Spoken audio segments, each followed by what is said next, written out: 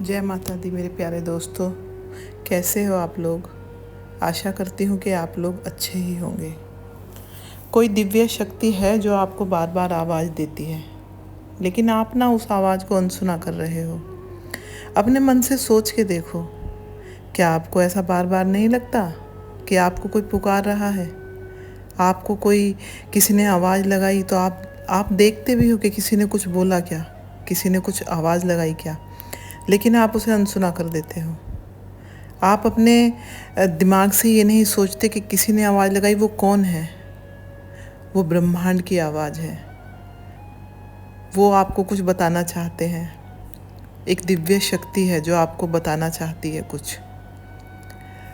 वो संकेत दे रहे हैं आपको, जिसे आप पहचान नहीं पा रहे हो अभी, क्योंकि उनके संकेत ऐसे होते हैं कि वो सामने शब्दों में आके नहीं बताते, वो ऐसे ही बताते हैं। और ये संकेत दे रहे हैं कि अब आपके जो दुख के दिन थे वो दूर होने वाले हैं, कुछ ही टाइम है। आप घबराओ मत, मैं आपके साथ हूँ। और अगर आपको भी ऐसे संकेत मिल रहे हैं, मैं आपको आज संकेत के बारे में बताती हूँ। कुछ संकेत ऐसे हैं जो यूनिवर्स आपको देना चाहता है, और अगर आपको उनमें से एक भी संकेत मिल रहा है तो आप ना बहुत भाग्यशाली हैं। आप भगवान के बच्चे हैं। यूनिवर्स ने खुद आपको चुना है इस काम के लिए। पता है यूनिवर्स किसे चुनते हैं इस काम के लिए? जिस पे उन्हें भरोसा होता है।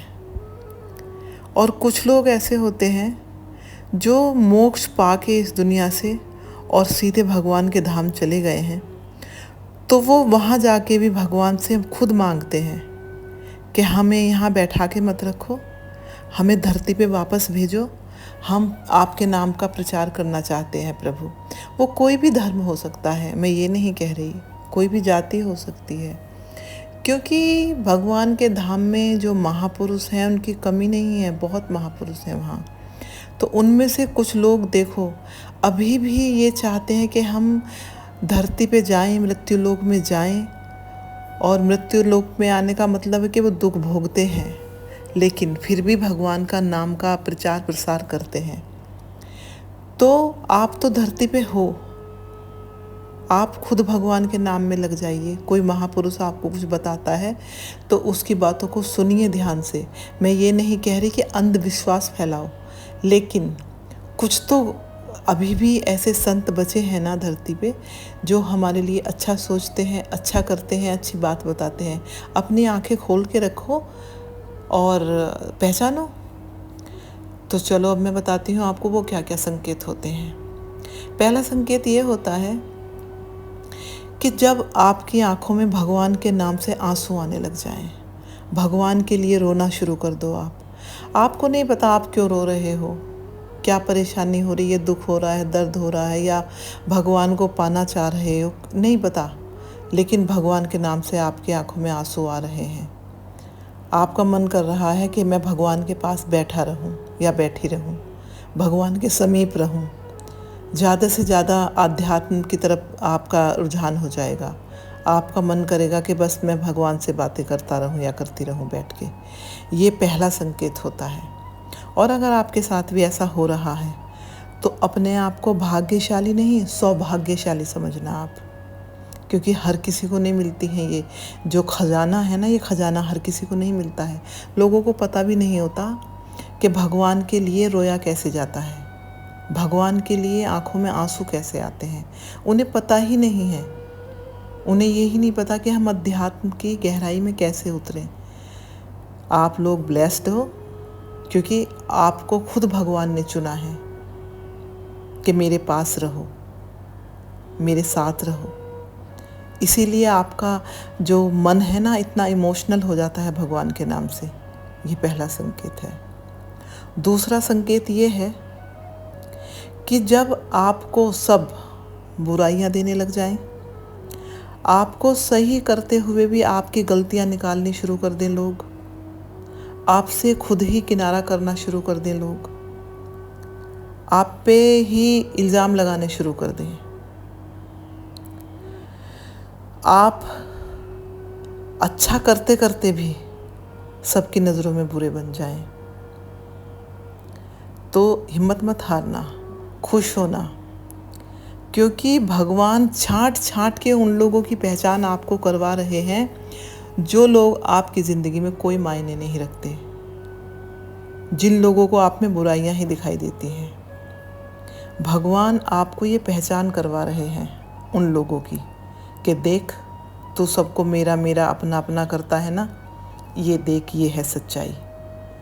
वो बता रहे हैं आपको कि एक मैं ही सच हूँ, मैं ही सत्य हूँ, बस मुझ पे भरोसा रखो, हिम्मत मत हारो। कोई छोड़ के जा सकता है क्योंकि दुनिया के रिश्ते नाते झूठे होते हैं, लेकिन मैं हमेशा तेरे साथ हूँ, यहाँ भी और मरने के बाद वहाँ भी। अगर आपको ये संकेत मिल रहा है तो आप बहुत धनवान हैं, क्योंकि भगवान आपके साथ है। आपको किसी और की ज़रूरत नहीं है, स्वयं भगवान आपके साथ ऐसा कर रहे हैं। और तीसरा संकेत ये मिलता है, जब आपके साथ कोई भी ना हो, आप अकेले बैठे हों और उस अकेलेपन में भी आपको खुशी महसूस हो रही हो, आप खुश हों, आपको नहीं पता कि आप खुश क्यों हैं, ऐसा आपको क्या मिल गया है, तब समझिए कि भगवान आपके साथ हैं। उस वक्त, उस घड़ी में भगवान आपके समीप है।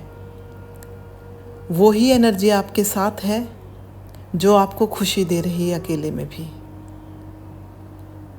ठीक है, तो आप ना बहुत परम सौभाग्यशाली हैं, अकेले रह के भी आप खुश हैं, क्योंकि ये दुनिया तो भीड़ के साथ भी खुश नहीं हो पाती, क्योंकि अंदर से खुश नहीं है ना।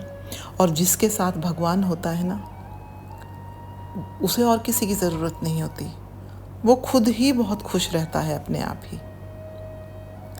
ये था आपके लिए तीसरा संकेत। और चौथा संकेत ये है,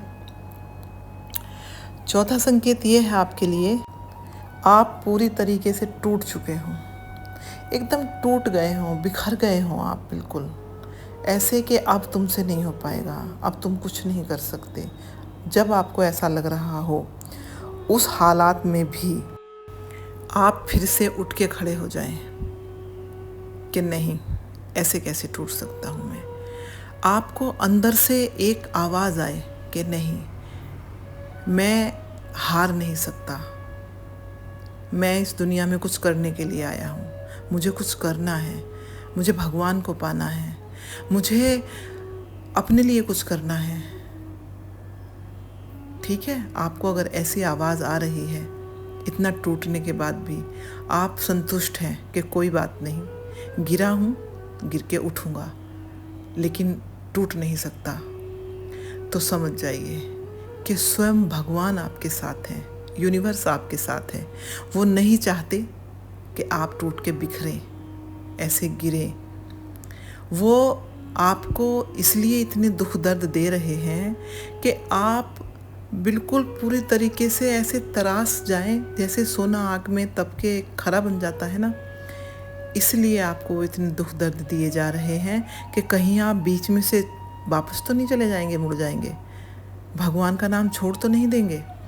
जिस दिन आपने वो आग का दरिया पार कर लिया ना, सब टूटना बिखरना, उसके बाद तो आपकी जो ज़िंदगी है ना, ऐसी प्योर सोना बन जाएगी। एक प्योर सोल तो आप हो, क्योंकि भगवान चुनते हैं प्योर सोल को। इसलिए घबराओ मत, लगे रहो।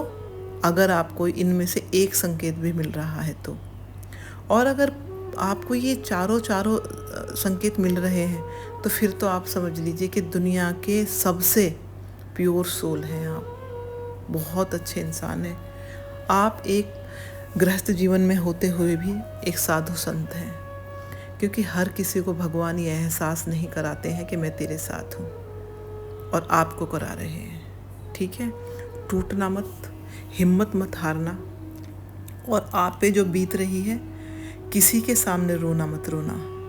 रोना है तो अपने भगवान के सामने जितना मन हो दिल खोल के रो, क्योंकि वही हमारे साथ हैं, वही हमारे लिए कुछ कर सकते हैं। बाकी लोग हमारे मजाक उड़ाने के अलावा और कुछ नहीं कर सकते। इसलिए शांत मन से रहिए, कर्म करते रहिए, भगवान को मत भूलिए और अपने कर्म में लगे रहिए। ठीक है, भगवान का थैंक यू बोलिए कि आपको स्वस्थ बनाया, आपको भगवान ने चुना और इस काबिल समझा कि आप उनके लिए कुछ कर सको। चलती हूँ मैं, मिलती हूँ फिर किसी और नई वीडियो में। तब तक आप अपना ख्याल रखिए, अपनों का ख्याल रखिए। जय माता दी, जय माता दी, जय माता दी। खुश रहिए आप सब लोग।